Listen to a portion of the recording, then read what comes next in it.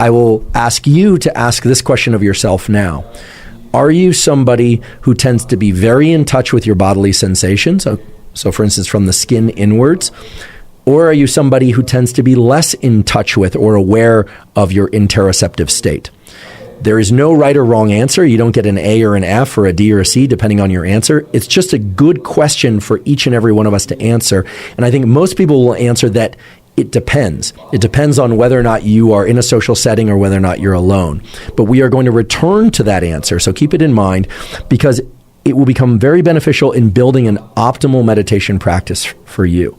But for now, just know there's this continuum of perception, interoception and exteroception. Closing your eyes increases interoception. Opening your eyes dramatically increases exteroception, just automatically, because so much of your brain, in fact, 40% or more, is dedicated to vision. And this, I should say, for those of you that are low vision or no vision, and those of you that are blind or have poor vision, this entire process is translated to the auditory, to the sound domain.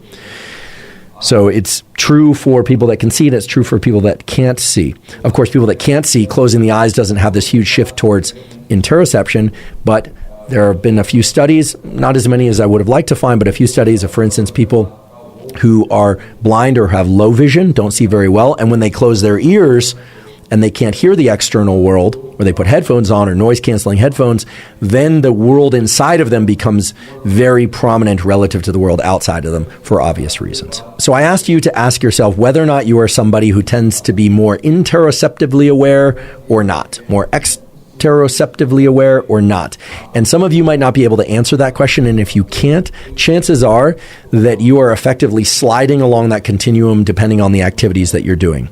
So you're probably the kind of person where if somebody comes over to you and starts talking to you, you will engage in that conversation, and you don't feel so inside your body that you're thinking about your heart beating and whether or not you're flushing red, et cetera. You're going to pay attention to what they say.